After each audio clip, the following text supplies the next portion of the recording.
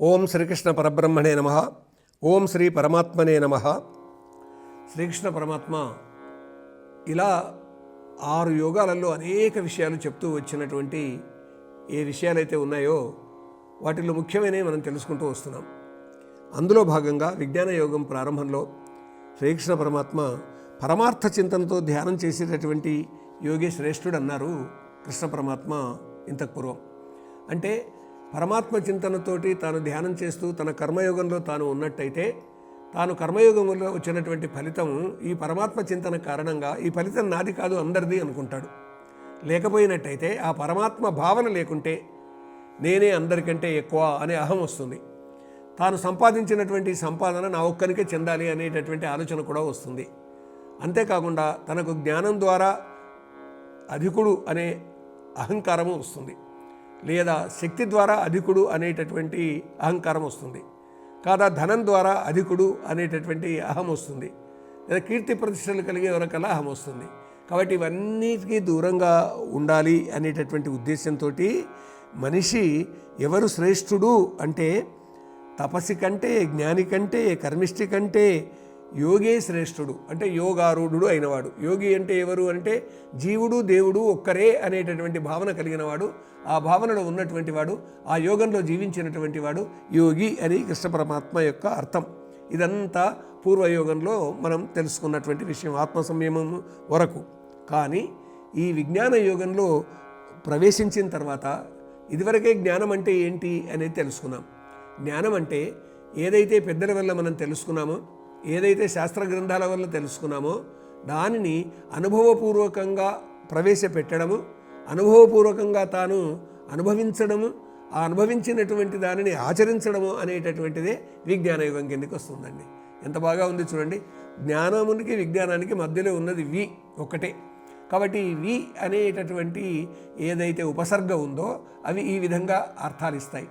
సంస్కృతంలో ఈ ఉపసర్గలు ప్రపర, అపసం, అను, అవ, నిస్నిర్, దుస్దుర్, వి, అంగ్, ని, అది, అపప్రతి, ఏతే ప్రాదయ అని ఇవన్నీ ప్రాదులు అని ఉపసర్గలు విపరీతార్థాన్ని, అతిశయార్థాన్ని ఇస్తూ ఉంటాయి.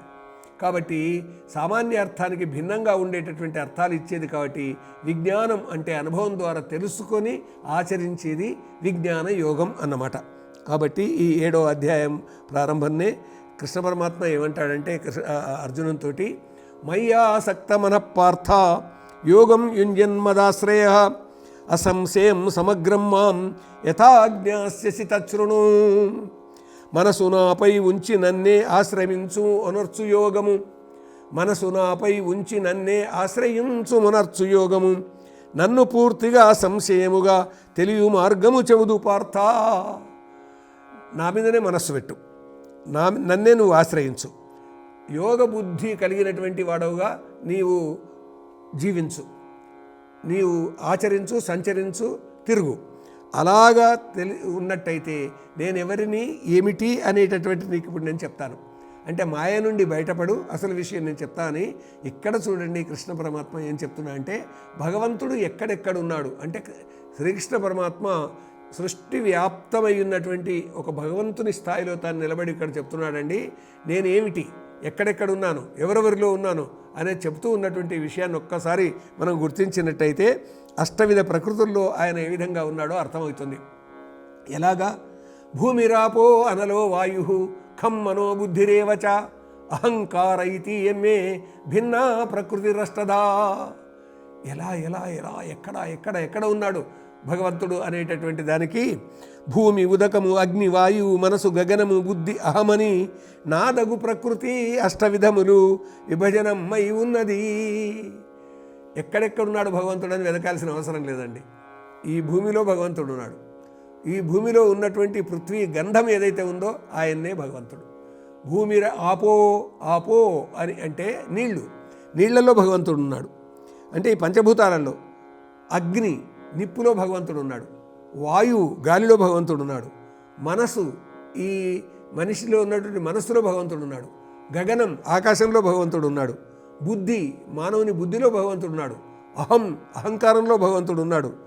ఈ 8 విధాలుగా నేనున్నానన్నాడండి కృష్ణ పరమాత్మ. ఒక్కసారి ఆలోచించండి. రాయి, రప్ప, చెట్టు, పుట్ట, గుట్ట వీటన్నింటిలోనూ భగవంతుడు ఉన్నాడు అనేటటువంటిది. ఆయన లేని స్థలం లేదు.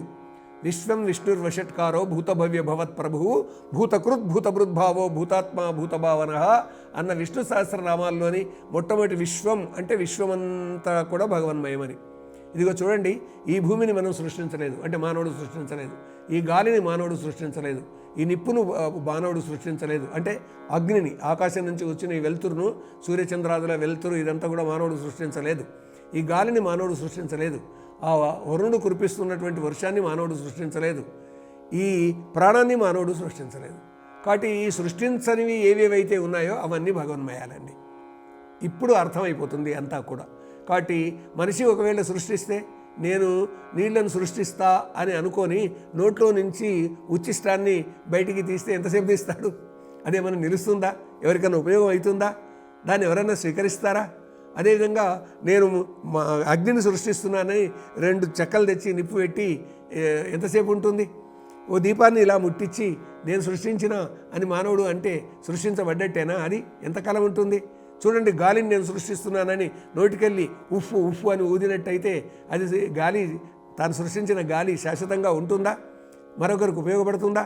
కాబట్టి ఎంత గొప్ప విషయం చెప్పాడు ఇక్కడ కృష్ణ పరమాత్మ అంటే, ఎక్కడెక్కడ తన విభూతులు ఉన్నాయని చెప్పడానికి అష్టవిధాలుగా ఉన్నటువంటి అవన్నీ కూడా భూమి, ఉదకం, అగ్ని, వాయువు, మనస్సు, గగనం, బుద్ధి, అహం అనేటటువంటి వీటన్నిటిలో నేనున్నాను గుర్తించమన్నాడు.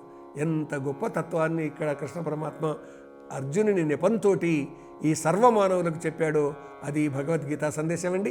దాన్ని స్వీకరిద్దాం, దాన్ని అధ్యయనం చేద్దాం, అర్థం చేసుకుందాం, పరమార్థం తెలుసుకొని ప్రయోజనానికి మూలంగా దాన్ని ఉపయోగించుకునేటటువంటి విధంగా జీవిద్దాం. ఓం యత్ర యోగేశ్వర కృష్ణో యత్ర పార్థో ధనుర్ధరః తత్ర శ్రీః విజయో భూతిః ధ్రువా నీతిర్మతిర్మమ.